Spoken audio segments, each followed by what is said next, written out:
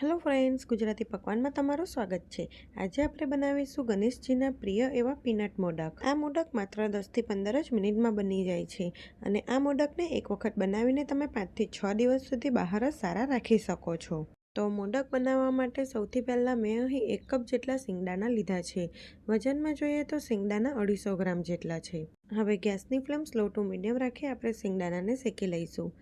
આટલા સિંગદાણા શેકાતા લગભગ 3 થી 4 મિનિટ જેટલો સમય લાગે છે। સિંગદાણાને તમારે સતત હલાવતા રહેવાનું એટલે તે બરાબર શેકાય। તો લગભગ 4 થી 5 મિનિટ પછી તમે જોઈ શકો છો સિંગદાણામાંથી છાલ એકદમ સરળતા રીતે નીકળી જાય છે। એટલે સમજવું કે આપણા સિંગદાણા એકદમ સરસ શેકાઈ ગયા છે। તો ગેસની ફ્લેમ એકદમ સ્લો કરી દઈશું અને સિંગદાણાને એક પ્લેટમાં કાઢી લઈશું અને સિંગદાણાને ઠંડા થવા દઈશું। સિંગદાણા ઠંડા થશે એટલે તેની છાલ કાઢી તેને સાફ કરી લઈશું। હવે એ જ પેનમાં મેં અહીં અડધી વાડકી જેટલું સૂકા કોપરાનું છીણ લીધું છે। તો તે સ્લો ફ્લેમ પર 1 થી 2 મિનિટ માટે શેકી લઈશું।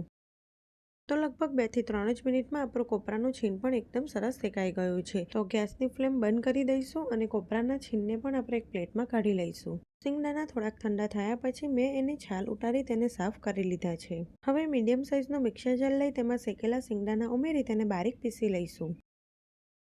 તો અહીંયા મેં સિંગદાણાનો બારીક પાવડર કરી લીધો છે।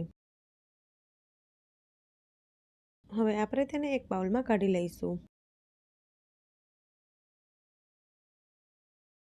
પછી આપણે તેમાં અડધી વાડકી જેટલા શેકેલા કોપરાનું છીણ ઉમેરીશું। વજનમાં જોઈએ તો કોપરાનું છીણ 35 ગ્રામ જેટલું છે। પછી અડધી વાડકી જેટલી આપણે દળેલી ખાંડ ઉમેરીશું। વજનમાં જોઈએ તો ખાંડ 50 ગ્રામ જેટલી છે। સાથે જ આપણે તેમાં અડધા કપ જેટલું કન્ડેન્સ મિલ્ક ઉમેરી બધું સારી રીતે મિક્સ કરી લઈશું। કન્ડેન્સ મિલ્કની જગ્યાએ તમે દૂધ પણ ઉમેરી શકો છો। હવે બધું હાથની મદદથી મિક્સ કરી લઈશું। આપણે રોટલીનો લોટ બાંધીએ તેના કરતાં થોડુંક કડક મિશ્રણ હોવું જોઈએ। ફ્રેન્ડ્સ, તમને મારી રેસિપીઓ ગમે છે અને હજી સુધી મારી ચેનલને સબસ્ક્રાઈબ નથી કરી તો પહેલાં સબસ્ક્રાઈબ કરી દેજો। તો અહીં બધું સારી રીતે મિક્સ થઈ ગયું છે। આ રીતનું મિશ્રણ હોવું જોઈએ। હવે મોદક બનાવવા માટે મેં આ રીતનું મોદકનું મોલ્ડ લીધું છે। પછી મોલ્ડ પર થોડું ઘી લગાવી આપણે મોલ્ડને બંધ કરી દઈશું। પછી મોલ્ડમાં આપણે બદામ અને પિસ્તાની થોડી કતરણ ઉમેરીશું। હવે થોડુંક મિશ્રણ લઈ આ રીતે બાઇન્ડ કરી મોદકના મોલ્ડમાં મિશ્રણ ઉમેરીશું